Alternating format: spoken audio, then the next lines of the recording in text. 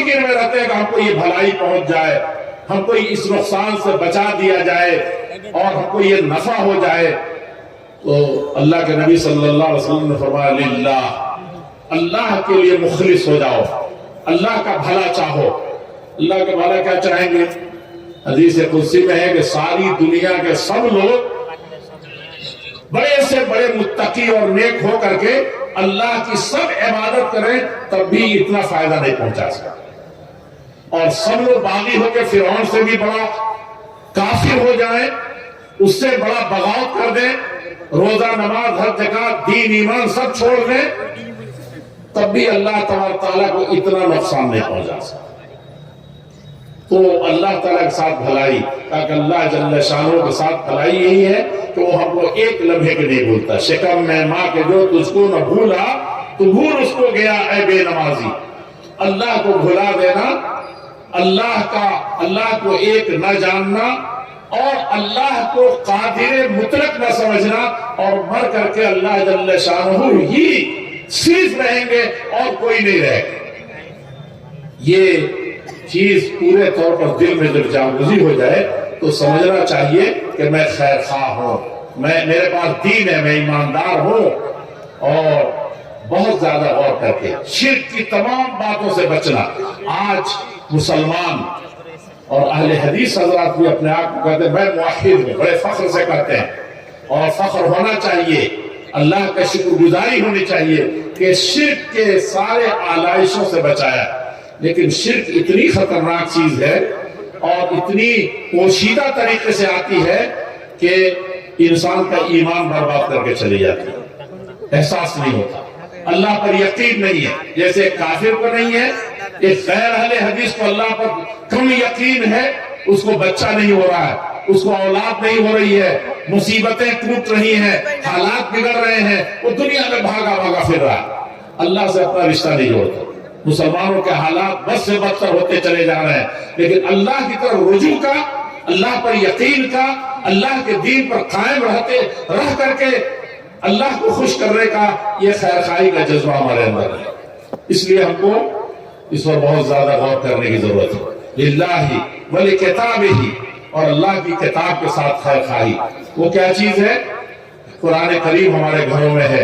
کیا اللہ تعالیٰ نے فرمایا کہ پہاڑ پر اس کو نازل کرتا، آسمان پر اتارتا، زمین کو دیتا، تو یہ بھونچال آ جاتا، بھوری ڈور شروع ہو جاتی، زلزلہ برپا ہو جاتا، یہ زمین تہوبالا ہو جاتی اور سب مارے ڈر کے رونے لگتے اور ریزہ ریزہ ہو جاتا.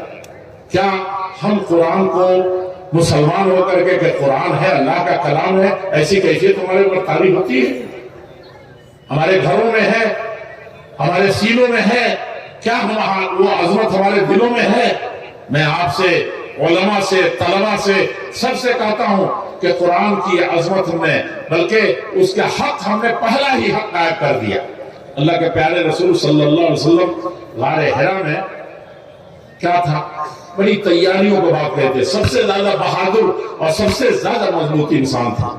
لیکن آپ کو پتا ہے کہ اللہ کے رسول صلی اللہ علیہ وسلم صرف اقرأ بسم ربک الذی خلق اور چند آیتیں پڑھی، اور پڑھنے کے بعد آپ پر کپ کپی طاری ہو گئی. آپ اپنے بدن کو سنبھال نہیں پا رہے تھے. لگتا ہے کہ اب آپ اس کی ذمہ داری اور اس کلام کی عظمت کی وجہ سے آپ دہل گئے، ڈر گئے. انی اخشى علی نفسی الہلاک. اور آ کر کے گھر میں کیسے کیسے پہنچے کانپتے ہوئے، تو کہا مجھے کمبل ڈال دو میرے اوپر، میرا جسم قابو میں نہیں ہے اور مجھے لگتا ہے کہ بچ نہیں سکوں گا. ذمہ داری بہت بڑی ہے. یہ قرآن کریم کی عظمت دلوں سے نکل گئی. اسی لیے ہم صرف دعوے دار ہیں، اس وقت غنیمت ہے، لیکن یہ کہ ہم قرآن کی عظمت کے اپنے دلوں میں بیٹھائیں. ایک جملہ میں اور آپ سے عرض کرنا چاہتا ہوں کہ آج کنوینٹ میں بھیجنے کے لیے، اسکولوں میں بھیجنے کے لیے اور مشن اسکولوں میں اور پتہ نہیں کیسی کیسی جگہوں پر انسان بے تحاشا پیسہ خرچ کر رہا ہے کہ ہمارا بیٹا کسی لائق ہو جائے.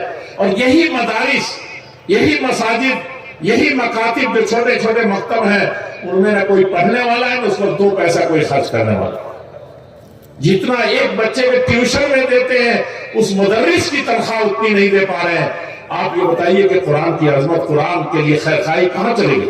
کم سے کم قرآن کی خیر خواہی یہ ہے کہ ایمان، ایسا ایمان ہو کہ اس قرآن کی عظمت کے سامنے آپ کا دل لرز رہا ہو، اس پر ایسا ایمان ہو کہ یہ اللہ کا کلام ہے، یہی آخری چیز ہے، اسی میں ہماری بھلائی ہے، اور جس نے اس کو چھوڑ دیا وہ برباد ہو گیا، اور جس نے اس کو پکڑ لیا وہ سب سے زیادہ کامیاب ہوگا۔ ان اللہ یرفع بہ اقواما ویضع بہ آخرین۔ مسلمانوں یاد رکھو، دنیا کی ساری قوموں کے بارے میں تمہیں کہہ رہے ہیں کہ جس نے اس قرآن کریم کو تھام لیا ہے، جس نے اس قرآن کریم پر ایمان لایا ہے، جو اس کے لیے جیتا اور جاگتا ہے، دنیا کی نظر میں چاہے جیسا ہو، اللہ تعالیٰ سربلند اسی کو کرے گا، وہی سب سے اونچا ہوگا اللہ کے نزدیک، اور قیامت کے دن تو سب سے بڑا اس کا مقام ہے ہی۔ اور دوسرے لوگ جو اس کی عظمت کو نہیں پہچانتے وہ برباد ہو جائیں گے، اس دنیا سے چلے جائیں گے۔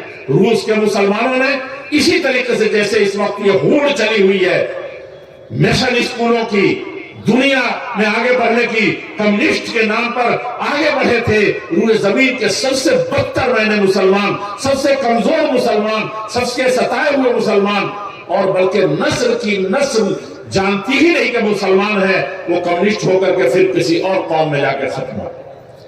میرے بزرگوں، یہ قرآن کا حق ہے کہ ایمان لے آئیں، اس کو پڑھیں، اور پڑھنے کے بعد اس کو سمجھیں، سمجھنے کے بعد اس پر عمل کریں، اور عمل کرنے کے ساتھ غور و فکر کریں، اور غور و فکر کرنے کے ساتھ ساتھ اس کو آپ پھیلانے کی کوشش کریں، اس کو سکھائیں۔ اور اس ایمان کے ساتھ خیرکم من تعلم القرآن، تم میں سے سب سے اچھے وہ ہیں، اس دنیا میں بھی اچھے، چٹائیوں پر بیٹھ کر کے پڑھاتے ہیں، مکاتب ہمارے ختم ہو رہے، مکتبوں میں پڑھے ہوئے لوگ، کل میں بتاؤں گا کہ تاریخ کے سب سے بڑے لوگ تھے، سب سے عظیم لوگ تھے، اور اس دیش کو جو کنگال ہو چکا تھا انہوں نے ہی آزاد کرایا تھا، اس کی حقیقت کو سمجھتے تھے، انہوں نے ہی قربانی دی تھی۔ میرے عزیزوں، میرے بزرگوں، یہ اس پر ایمان لانے کی ضرورت ہے، اس پر اپنے آپ کو عمل کرنے کی ضرورت ہے۔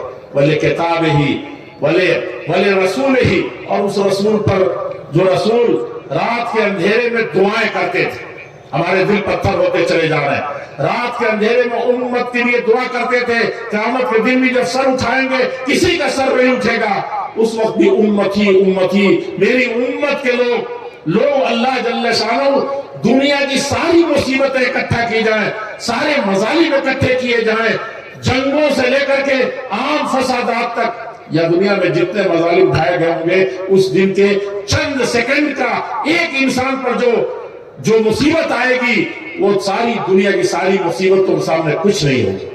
میرے عزیزوں، میرے بزرگوں، آپ جانتے ہیں کہ اللہ کے پیارے رسول صلی اللہ علیہ وسلم اس دن کے لیے دعا کرتے تھے اور امت کے لیے دعا کرتے تھے۔ ایک بات میں عرض کر دوں کہ اللہ کے پیارے رسول صلی اللہ علیہ وسلم نے فرمایا کہ سارے نبیوں کو اللہ تعالیٰ نے اجازت دی تھی، کہا تھا اللہ جل شانہ نے کہ ایک دعا میں آپ کی عزت بلند کرنے کے لیے ضرور قبول کروں گا، ہر نبی سے کہا تھا، صحیح حدیث ہے کہ ایک دعا ضرور قبول کروں گا، جو مانگو گے یہ ایک عزت کے طور پر کہا، سب کچھ تو دیتا ہی ہوں میں، تمہاری دعا سنتا ہوں میں، لیکن ایک دعا ضرور قبول کروں گا، بہت عزت دے رہا ہوں۔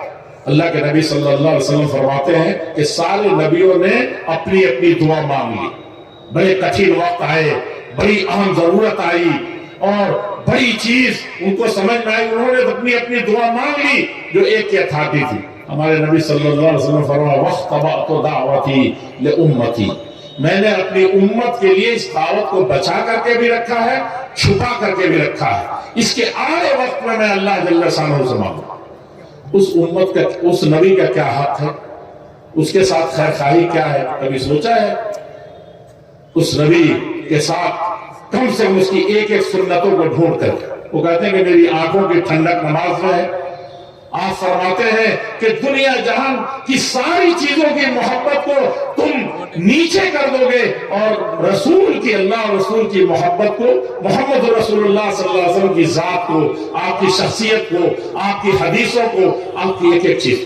میں ایک بات اور رک کر کے عرض کر کے بات ختم کرتا ہوں کہ آپ نے ایک حدیث میں فرمایا تھا کہ رکعت الفجر، فجر سے پہلے جو 2 رکعتیں پڑھتے ہیں خیر من الدنیا وما فیہا. دنیا میں کتنے بڑے بڑے بادشاہ آئے, کیسی دولت والے آئے, کیسی کرسی والے آئے, اور کہاں سونے کے پہاڑ ہیں دنیا میں, بڑے بڑے ممالک ہیں جن کے پاس خزانے ہیں بینک بیلنس. یہ دنیا کا ہر ایک ذرہ اور ہر ایک آفتاب ملا کر کے یہ کیا ہے, یہ 2 رکعتیں فجر سے پہلے کی یہ بہتر ہے. سوچ سکتے ہیں سب سے بہتر دولت, آج ہم دولت کے ذکر, ہماری دنیا بن جائے, 60 سال کی زندگی ہے, بہت غور کرنے کی. آپ فرماتے ہیں کہ دنیا اور دنیا میں جو کچھ ہے سب سے بہتر فجر سے 2 رکعتوں. اللہ کے نبی نے فرمایا کیا ہم کو محبت ہے اللہ کے نبی سے, کیا ہمارا ایمان ہے اس نبی پر جیسا ایمان ہونا چاہیے, پھر فرض کا کیا حال ہوگا, فرض کا کیا مقام ہوگا. لیکن ہم اپنے غریبان میں نظر ڈال کر کے دیکھیں کہ کیا ہم خیر خواہ ہیں نبی کے اپنے. اور ہم میں سے اکثریت مولانا ہاشم صاحب تقریر کر رہے تھے, تو یقین جانیے کہ جب زکوٰۃ کی بات کی, نماز کی, تو میں جذباتی ہو رہا تھا. میرے بزرگوں, میرے بھائیوں, یہ فجر کی, اور آپ جانتے ہیں کہ اللہ کے رسول کی محبت آپ کو فجر کے سونے میں چلا جائے. اب جاڑے کا موسم آ رہا ہے, کتنے نمازیوں کا کیا حال ہوگا. اس اللہ کے نبی کی ایک ایک سنت کو دل سے لگائیے, اس نبی کے لیے قربانی دینا سیکھیے. آپ اپنے چہرے مہرے, اپنے اخلاق, اپنے ساری چیزوں کو اس کے تابع کیجئے, اور اس رسول پاک صلی اللہ علیہ وسلم پر درود پڑھا کیجئے کثرت سے, بہت کثرت سے آپ پر درود پڑھا کیجئے. یہ اللہ کے پیارے رسول صلی اللہ علیہ وسلم کا ادنا سا حق ہے. وَلِرَسُولِهِ وَلِأَئِمَّةِ الْمُسْلِمِينَ, مسلمانوں کے جو بادشاہ ہیں ان کے لیے دعا کریں, مسلمانوں کے اور عام جنتا کے جو معاملات کی دیکھ ریکھ کرتے ہیں ان کے لیے دعا کریں. آپ جمعیت کے ناظم بنا دیتے ہیں, آپ مسجد کے متولی بنا دیتے ہیں, مدرسوں کے آپ ناظم اور صدر بنا دیتے ہیں, آپ محلے کے مخیا بنا دیتے ہیں, آپ ہی ہیں جو MLA بنا دیتے ہیں, آپ MP اور وزیر اعظم بنا دیتے ہیں, لیکن اسی دن سے ٹانگ کھینچنا شروع کرتے ہیں. اللہ کے رسول فرماتے ہیں کہ وَلِأَئِمَّةِ الْمُسْلِمِينَ, جو بھی اغوا بن جائے اس کے لیے ہم اپنی جان کی بازی لگا دیں, اس کے لیے اپنی ساری چیزیں نچھاور کر دیں, اس کا دست و بازو بن کر کے اسی وقت سے بنانے سے زیادہ بڑی ذمہ داری یہ ہے کہ ہم اس کے لیے اپنی جان کھپانے کے لیے تیار ہو جائیں, تب جا کر کے وہ کام ہو سکے گا. اور کہیں اس تک نہیں پہنچ سکتے, نہیں کر سکتے, تو رات کے اندھیرے میں اس کے لیے دعا کریں. وَلِأَئِمَّةِ الْمُسْلِمِينَ, آپ ان اغوا لوگوں کے لیے ہماری حالت یہ ہے کہ ہم جس دن مکھیا بنایا اسی دن سے لکھ کے رکھنا شروع کر دیا, دل میں بیٹھانا شروع کر دیا کہ اگلے الیکشن میں بتائیں. جس دن آپ نے ناظم بنایا جمعیت کا, محلے کا, سوسائٹی کا, اسی دن سے آپ اس کے اوپر احسان ڈالنا شروع کرتے ہیں.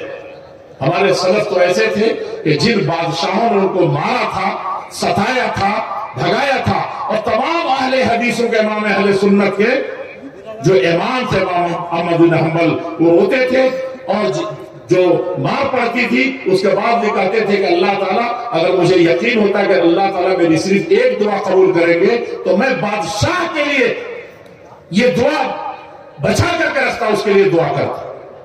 گھر کا آپ مکھیا بنا دیتے ہیں, ہمارا یہ بیٹا میرا گھر چلائے گا. ابا کی ذمہ داری آپ نے کہا کہ ابا حضور ہے, ان کا حق نہیں بتاتی. لوگ کہتے ہیں کہ ان کی اولاد بگڑ گئی, ان کی بیٹیاں بہت اچھی نہیں ہیں, ان کے بیٹے بہت اچھے نہیں ہیں, انہوں نے تعلیم و تربیت صحیح نہیں کی. باپ نصیحتیں کرتا ہے, جلسہ میں بھیجتا ہے, جمعہ کے خطبے سنواتا ہے, مدارس کی طرف بھیجتا ہے, اچھے لوگوں میں بیٹھنے کی باتیں کرتا ہے. میرے بزرگوں, یہ بچے نہیں بیٹھتے, یہ جوان نہیں سنتی. یہ بتائیے کہ آپ نے گھر کا مکھیا مانا, اس کو باپ مانا, یا اس کی نافرمانی اس وقت سے شروع کر دی. وَلِأَئِمَّةِ الْمُسْلِمِينَ, جو بھی آپ کا گارجین ہے گھر سے لے کر کے باہر تک, ماں کی شکل میں, باپ کی شکل میں, استاذ کی شکل میں, محلے کے ایک ادنا انسان جو کسی بھی طرح سے آپ پہ بڑا ہے، آپ اس کو بڑا سمجھتے ہیں، تو آپ اس کا ہاتھ بٹائیے، وہ جو کچھ کہتا ہے وہ اس کے لیے اپنی جان لڑائیے، اس کو کر ڈالیے۔ اور میں ایک بات، صرف ایک چھوٹی سی بات میں کہہ کر اس بات کو ختم کرتا ہوں کہ آپ نے وہ واقعہ سنا ہوگا، اللہ کے پیارے رسول صلی اللہ علیہ وسلم کہ صحابی بہت مشہور عمر بن خطاب رضی اللہ تعالیٰ، یہ تو یاد ہے کہ عمر بن خطاب رات کے اندھیرے میں لوگوں کے گھروں کی جا کر کے پہرا دیتے تھے، گھومتے تھے، دیکھتے تھے۔ ایک چھوٹی سی کٹیا کے اندر ایک 3 بجے رات کو فجر سے بہت پہلے بیٹی کو جگا کر کے کہہ رہی ہے کہ دودھ میں پانی ملا دو بیٹی، صبح ہو جائے گی۔ اپنی کٹیا میں دودھ میں پانی ملانے کی بات کر رہی ہے۔ بیٹی کیا کہہ رہی ہے؟ کہہ رہی کہ نہیں، عمر امیر المومنین نے، ہمارے اگوا نے، ہمارے مکھیا نے، ہمارے بادشاہ نے کہا ہے کہ دودھ میں پانی نہیں ملایا جائے گا، یہ بڑا گناہ کا کام ہے، یہ حکومت اس کو منع کرتی ہے، آج ہی تو اعلان ہوا ہے۔ ماں کہتی ہے کہ رات کے اس اندھیرے میں کون دیکھتا ہے، سب گاہکوں کو کیسے دے سکیں گے؟ ہماری یہ کٹیا جس کی آواز، جس ادھر سے ہوا آتی ہے ادھر نکلتی ہے، ادھر سے آواز دی جاتی ہے ادھر نکلتی ہے، کہا کہ ہماری یہ دلیدر کیسے دور ہوگی؟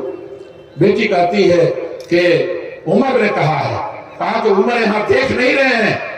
ماں کہہ رہی ہے، سمجھا رہی کہ عمر یہاں دیکھنے رات کے اندھیرے میں نہیں آئیں گے، اتنا دور دراز ایک بڑھیا کا کٹیا کہیں پڑی ہوئی ہے۔ جانتے ہیں کیا کہا انہوں نے؟ بیٹی کہتی ہے کہ عمر نہیں، عمر کا رب دیکھ رہا ہے۔ دیکھا آپ نے؟ اب یہ ملاوٹ ہے، یہ ظلم ہے، یہ زیادتی ہے، سڑکیں خراب ہیں، روڈ ٹوٹ رہے ہیں، اور جو کچھ ہے برباد ہو رہا ہے۔ اتنے سارے لوگ اس کی حفاظت نہیں کر سکتے، ایک کون کرے گی؟ سرکار کرے گی، مکھیا کرے گا، مکھیا کو گالی دیں گے، برا بھلا کہیں گے۔ میں نے دیکھا ہے 1000 گڈھے، میں اپنے گاؤں میں دیکھتا ہوں کہ گڈھے ہو گئے، پوری بستی ادھر سے جاتی ہے، پورا روٹ بدل لیتی ہے، اس کو کشتی سے جانا پڑتا ہے۔ اگر گاؤں کا ایک ایک آدمی صرف ایک دن، ایک مرتبہ ایک ایک مٹھی ڈال دے تو وہ راستہ ابھی سے چالو کرتا ہے۔ یہ میرے بزرگوں، ہماری جماعت کا کیوں ایسی حالت ہے، ہماری جمعیت کی کیوں ایسی حالت ہے، ہم مسلمانوں کے اسکولوں اور مدرسوں کا کیوں ایسی حالت ہے؟ یہ ہم نے اپنے آگے کے لوگوں کی باتوں پر چلنا، صرف ان میں اتنا بھی ہوتا، دنیا کے سب سے بدترین لوگ قیامت کے دن مفلس وہ ہوں گے، اور اس دنیا میں بھی سب سے بدترین لوگ وہ ہوتے ہیں جو لوگوں کے بارے میں بری باتیں پھیلاتے ہیں، اور خاص طور پہ جب ان کا اغوا ہو، باپ پیچھے سے کہتے ہیں ابا کا یہی مزاجی ہے، بیٹے کہتے ہیں ابا کا یہی مزاجی ہے، ابا کو سمجھ میں نہیں آ رہا ہے، امی کو پتہ نہیں کیا ہو رہا ہے، ہمارے محلے کے جو سردار ہیں ان کا دماغ نہیں کام کر رہا ہے۔ یہ دنیا کی سب سے بدترین چیز ہے۔